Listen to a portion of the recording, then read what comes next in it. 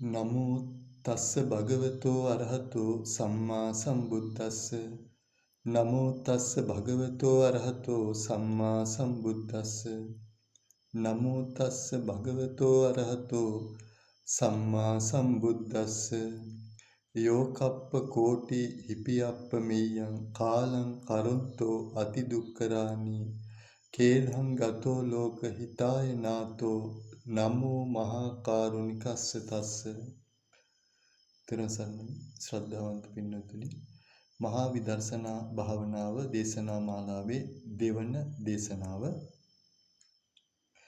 අපි මේ චත්තාලිසාකාර විපස්සනාව එහෙම නැත්නම් මහා විදර්ශනා භාවනාව සාකච්ඡා කරන්නට කලින් සතර සතිපට්ඨාන භාවනා ක්‍රමය ගැන කරුණු ටිකක් සාකච්ඡා කරලිමු. සබ්බ බුද්ධානං අවිජහිතං සතිපට්ඨානං ලොව පහළ වී වදාළ යම්තාක් අරහත් සම්මා සම්බුදුරජාණන් වහන්සේලා ඇද්ද ඒ සෑම අරහත් සම්මා සම්බුදුරජාණන් වහන්සේ නමක්ම අත් නොහැර දේශනා කරන උතුම් දේශනාවක් තමයි මහා සතිපට්ඨාන සූත්‍ර දේශනාව. සබ්බ බුද්ධානං අවිජහිතං සතිපට්ඨානං. එතකොට සතිපට්ඨානෙ සති කියලා කියන්නේ සිහිය. දැන් මේ සිහිය දැන් සතිපට්ඨානේ ධර්ම වශයෙන් සතිපට්ඨානේ කියන්නේ සති කියන්නේ සති චෛතසිකය. නමුත් ඒ සතිය ප්‍රඥාව ලැබෙන සිතක වීරියත් සමග ලැබෙන සතිය ගැන කියන්නේ මෙතන. ප්‍රඥාව ලැබෙන සිතක ඥාන සම්ප්‍රයුක්ත සිතක ප්‍රඥාව ලැබෙන සිතක ප්‍රඥාවයි වීරියයි එක්ක ලැබුණු සතිය තමයි මෙතන සතිය කියන එකෙන් අදහස් කරන්නේ. ඒකයි කියන්නේ ආතාපි සම්පජානෝ සතිමා කියලා. ආතාපි කෙලස්තවන වීරිය සම්පජානෝ කෙලස්තවන නුවණ සහි එක්ක තියෙන සතිය. නිකන් සතියක් නෙමෙයි. එතකොට ප ဋ ාණය කියන්නේ මනාකොට පිහිටුවීම කියන අර්ථය. ප ဋ ාණය සති කිව්වේ සිහිය, ප ဋ ාණය කිව්වේ මනාකොට පිහිටුවීම. එතකොට සතිපට්ඨානය කියලා කියන්නේ නානා අරමුණු වල විසිරෙන වික්ෂිප්ත සිත කාය වේදනා චිත්ත ධම්ම මේ කියන මේ ආරම්මන තුල මනාව පිහිටුවීම තමයි සතිපට්ඨාන කියන්නේ. දැන් විදර්ශනා කිරීමේදී එකඟ සිතක් ඕන, සමාහිත සිතක් ඕන.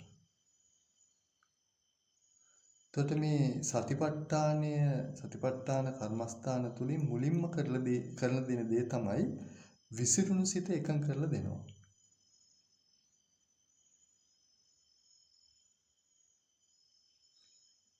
සැඩපරුස කුළුගුණෙක්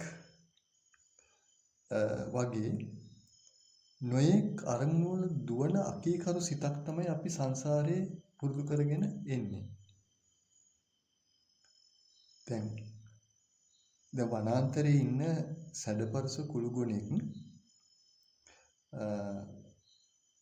ගැට ගහගෙන කඹෝලින් ගැට ගහගෙන ගමට ගෙනල්ලා මේ ඔහු කීකරු කරන්න යනකොට দমনය කරන්න යනකොට ඒ සැඩපරුස කුළුගුණා වනාන්තරයේ හිටියටත් වඩා මුල් අවස්ථාවලදී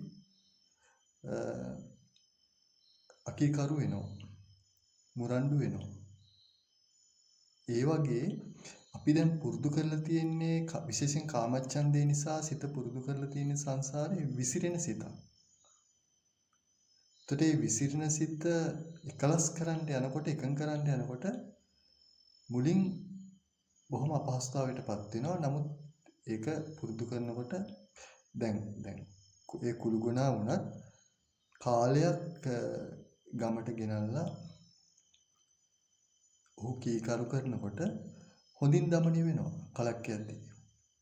ඒ වගේ තමයි මේ සතිපට්ඨාන භාවනා සතර සතිපට්ඨාන භාවනාවෙන් යම් සතිපට්ඨානයක් තුළ පිහිටුවාගෙන විශේෂයෙන්ම හොඳයි කායනුපස්සනාව ආධිකාම්මික යෝගාවචරයෙකුට ආධුනිකයෙකුට ඒ කායනුපස්සනා කර්මස්ථානයක් තුළ සිත හුරු කළාට පස්සේ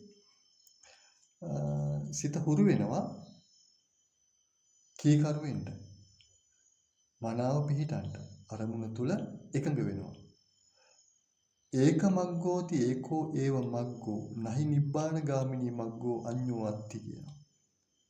ඒක මග්ගෝති ඒකෝ ඒව මග්ගෝ මේ සතිපට්ඨාන මාර්ගයෙන් ගියොත් ඒකාන්තයෙන් නිවන වරදින්නේ නැහැ. නිබ්බාන ගාමී මග්ගෝ අඤ්ඤෝ අත්ති නිවන හැර නිවන් ලැබෙන්නේ නැතුව මම්මුලා වීමක් වෙන දිශාවකට යන පාරක් මේ මාර්ගයේ නෑ සතිපට්ඨාන මාර්ගය. කාය වේදනා චිත්ත ධම්ම කියන සතිපට්ඨාන සතර සතිපට්ඨාන මේ අරමුණු හතරින් යම් අරමුණක් තුල සිත නොපිහිටුවා ලබා ගන්න පුළුවන් විදර්ශනා ඥානයක් හෝ මාර්ග ඥානයක් හෝ ප්‍රඥා භාවනාවක් ඇත්තේ නැහැ. ඒ නිසා අපි නිවන නිම්කොට දැන් අපේ අරමුණ සසරින් නිදහස් වීමනේ නිවන සාක්ෂාත් කිරීමනේ නිවන අරමුණු කිරීමනේ. ඉතින් ඒ සඳහා අපි වඩන විදර්ශනා කර්මස්ථානයේ සතර සතිපට්ඨානයට අනුකූල විය යුතුමයි. සතර සතිපට්ඨානෙන් තොරව ලබන්න පුළුවන් විදර්ශනා ඥානයක්වත් මාර්ග ඥානයක්වත් එහෙම ප්‍රඥා භාවනාවක්වත් නැහැ. ඒ තරම් වැදගත් මේ සතර සතිපට්ඨාන භාවනා ක්‍රමය. එතකොට අපි මේ සතිපට්ඨාන භාවනා ක්‍රමය ගැන මූලික දැනුමක්වත් මුලින් ඇති කරගන්න ඕන. මේ භාවනාව විදර්ශනා භාවනාව ඉදිරියට පුරුදු කිරීම වෙනුවෙන්. දැන් එක සතිපට්ඨානයක් සතර සතිපට්ඨානෙන් එක සතිපට්ඨානයක් පුරුදු කරලා නිවන සාක්ෂාත් කරන්න පුළුවන්. නමුත් ඉතින් සතිපට්ඨාන හතරම අපිට පුරුදු කරන්න පුළුවන් නම් බොහොම වටිනවා. විශේෂයෙන්ම කායानुපස්සනාව සහ ධම්මානුපස්සනාව. දැන් අපි මේ දේශනා මාලාවේදී සාකච්ඡා කරන්නේ ධම්මානුපස්සනාවට අයිති කමඨාණක්. සතර සතිපට්ඨාන සූත්‍රයේ නිවන් දැකිය හැකි නිවන් මුඛ 21ක් විවර කරමින් දේශනා කරන කර්මස්ථාන 21ක් නිවනට පමුණුවන කර්මස්ථාන 21ක් විස්තර කරමින් දේශනා කරන උතුම් සූත්‍රය තමයි මහා සතිපට්ඨාන සූත්‍රය.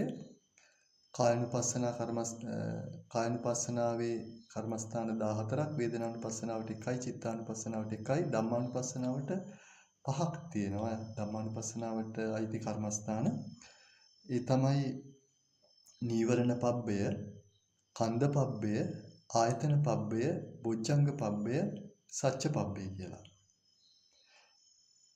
ඒ කොටස් පහේ ධම්මානුපස්සනා සතිපට්ඨානයට අයිති කොටස් පහේ කන්ද පබ්බය පංච උපාදානස්කන්ධ විභාගයේ තමයි ඒ විදර්ශනාව තමයි අපි මේ කරන්න පටන් ගත්තේ. ධම්මානුපස්සනාවේ තියෙනවා නීවරණ ධර්ම විදර්ශනාව, ඊළඟට ස්කන්ධ විදර්ශනාව, පංචස්කන්ධ විදර්ශනාව, ඒ වගේම ආයතන විදර්ශනාව, ඊළඟට බොජ්ජංග විදර්ශනාව සහ සච්ච පබ්බය චතුරාර්ය සත්‍ය. ඉතින් මේ කොටස් පහෙන් එතකොට සතර සතිපට්ඨානයේ ධම්මානුපස්සනාවට අයිති කර්මස්ථාන පසෙන් එකක් තමයි මේ විස්තර කරන්නේ. මේ විදර්ශනා වැඩසටහනේ. ඒ තමයි පංච උපාදානස්කන්ධ විදර්ශනාව.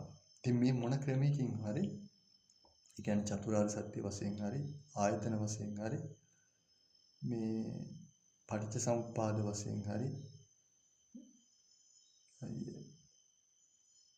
යම් පරයයකින් විපස්සනා කිරීමෙන්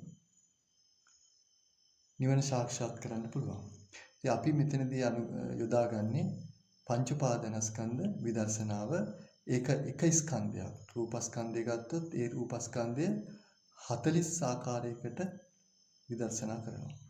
වේදනාවත් 40 ආකාරයකට. සංඥාව, සංස්කාර, විඥානෙ මේ විදිහට පංච උපාදානස්කන්ධයේ එක එක ස්කන්ධයක් 40 ආකාරයට බෙදින් 200 ආකාරයකට කරන අතිවිස්තාර විදර්ශනා භාවනාවක් තමයි මේ මහා විදර්ශනා භාවනාව කියලා කියන්නේ. තාමත් වටිනා විදර්ශනා කර්මස්ථානයක් වෙන මේ විදර්ශනා කමඨාන මනාකොට ඉගෙනගෙන පුරුදු කළොත් අපිට සසරින් නිදහස් වීමේ අවස්ථාවක් උදා වෙනවා. හොඳයි. සම්මා සම්බුදු සරණයි.